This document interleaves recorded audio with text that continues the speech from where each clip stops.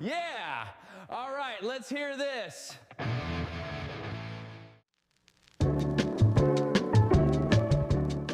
It is 1986 in a cramped rented house on the edge of Los Angeles, and the guitarist of the loudest new band in town is playing something he thinks is a joke. His name is Slash. Top hat, dark curls falling over his face, a cigarette burning somewhere on the amp. He is not writing a song. He is warming up his fingers with a silly little exercise, a pattern that skips up and down the strings and bounces in the air like a wind-up music box. To him it sounds like circus music. Fairground music. The kind of thing a clown would walk out to. He is half laughing while he plays it because it is ridiculous, and he means to stop any second now. He does not stop. And that ridiculous little warm-up is about to become one of the most recognized guitar riffs in the history of rock. We will get to why he came to hate it. But not yet, because here is the strange part. Slash spent the better part of a year trying to get that riff thrown out. He called it a joke to anyone who would listen. He wanted it gone, and the song built on top of it would become the only #1 hit his band ever had. This is not a story about a perfect riff written by a genius who knew exactly what he had. It is not a story about a love song written in a moment of bliss. It is not even a story about a band that agreed on anything. It is the story of an accident, a warm-up, a joke, and a moment of pure panic at the end that nobody knew how to fix, colliding into 4.5 minutes that almost no one in that room believed in. The band is Guns N' Roses. The song is Sweet Child O' Mine, and almost every piece of it happened by mistake. To understand the accident, you have to understand who these 5 men were in 1986. Because they were not stars, they were barely getting by. Guns N' Roses were the most dangerous band in Los Angeles, and the most broke. 5 young men crammed into rehearsal rooms and rented floors, living on very little and behaving very badly.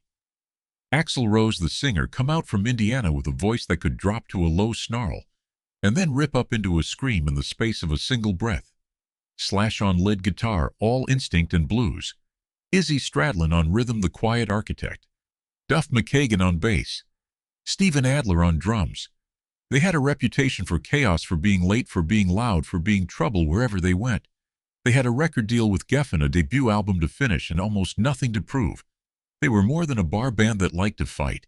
So picture the night it actually happened. The band is messing around in that house, and Slash starts the joke riff again, expecting nothing. And this time, Izzy Stradlin does something with it.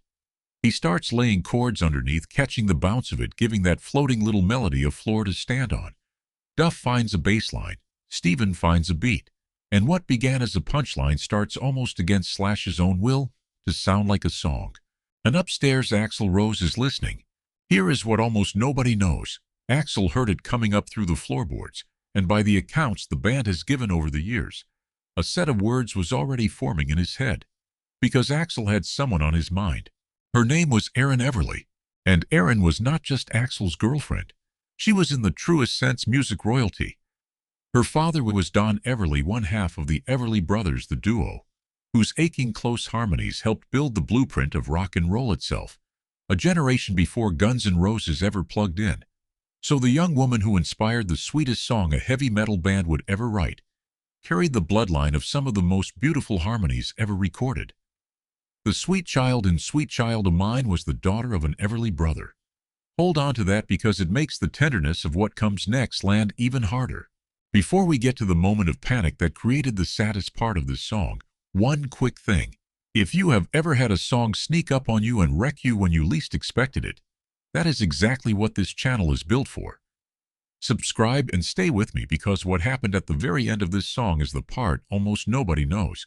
Now listen to what that riff actually does, because the craft secret is hiding in plain sight. Slash's so-called circus pattern works by skipping strings. His fingers jump over a string in the middle so the notes leap instead of stepping one to the next. That leap is why it sounds like a music box, like something innocent and childlike turning slowly in the air. It is bright. It is major. It sounds like a memory of being happy, and that by pure accident was the exact feeling Axl's words needed. Because the song underneath the swagger is about looking at someone you love and being frightened by how much they make you feel. This was not a snarl. This was not the band that terrified parents, For a few minutes, the most dangerous group in America sounded tender, almost fragile. Axl sings about her eyes, her hair, a place she takes him that feels warm and far away and safe. And coming from Axl Rose, a man whose childhood in Indiana was, by his own accounts over the years, marked by real pain that reached back toward warmth and safety, is the whole ache of the song. He is not only singing about a girl. He is singing about wanting to feel safe. You have wanted that too. Everyone has. But the band still did not know how to end the thing. And that problem, that plain practical we are stuck problem, created the most haunting moment in the entire song. Here is where it gets strange. They had the riff, they had the verses, they had that soaring chorus, and then nothing. No ending. Running the song in the studio, they simply did not know where it was supposed to go next. And the story Slash has told over the years is that Axl, standing there half lost in it, kept saying the same thing out loud. Where do we go? Where do we go now? He was not writing a lyric. He was asking the band a question, literally asking them what happens next. How do we climb out of this song? And somebody in the room realized something. That is the line. That lostness.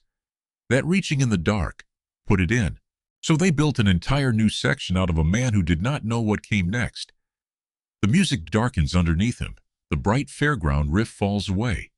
The ground drops into something heavier, more desperate, and Axl climbs up into that famous scream. Where do we go? Where do we go now? Over and over, sounding genuinely, honestly lost. It is the emotional gut punch of the whole record. And it exists only because a singer got stuck and said the quiet part out loud. Sit with how much of this was never planned. A guitarist warming up on a joke. A rhythm player who heard a song inside it. A singer with a girl on his mind and no idea how to finish. None of it was a strategy. All of it was accident and instinct crashing together at exactly the right moment. Sweet Child of Mine came out in 1987, tucked into the middle of an album called Appetite for Destruction. And at first that album went almost nowhere. It sat there. The band kept touring, kept clawing, playing to rooms that had no idea what was coming. And then the song refused to stay buried. It caught fire on the radio and on MTV, and it climbed.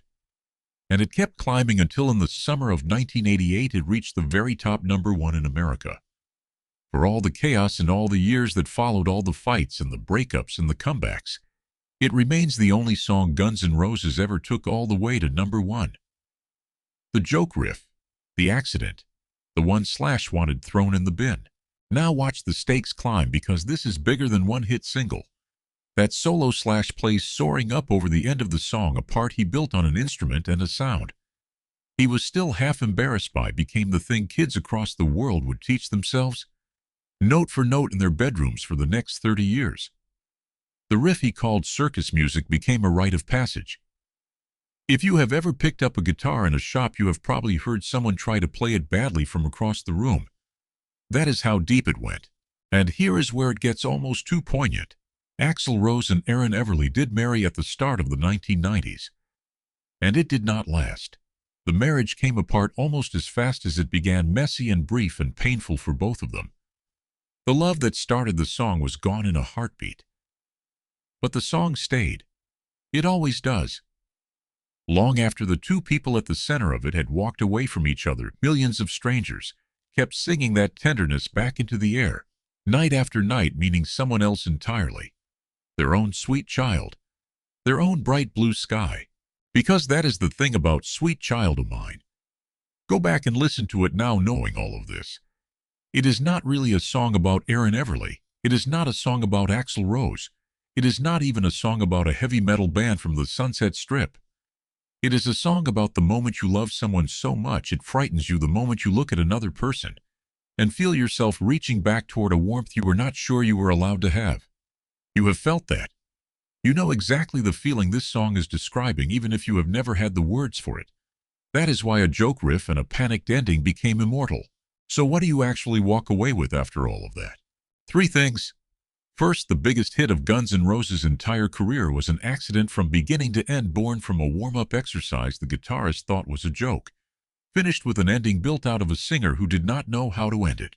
The song they almost did not take seriously became the only one they ever took to #1. Second, the craft. That bright leaping music box riff works because it sounds innocent and it wraps around a lyric about a fear so deep it is almost holy. Put something tender inside something loud and you can break a listener's heart while they think they are just rocking out. The contrast is the whole trick. And third, the one that stays with you. The people at the center of a song do not get to keep it. Axl and Erin loved each other and lost each other, and the world took their private feeling and made it everyone's. A joke, a girl, a panic in a studio, none of them belonged to the band for very long. Because the moment a song names a feeling you cannot say out loud, it stops being theirs. It becomes yours. So let me ask you, what is a song that reminds you of someone you loved and lost? The one you cannot hear without going right back there? Tell me down in the comments. Because in the end, the sweet child in the song was never really just Erin Everly. It was every person you have ever looked at and felt too much for. And a band that could barely agree on anything gave you the words for it by accident, on a night they were only joking around.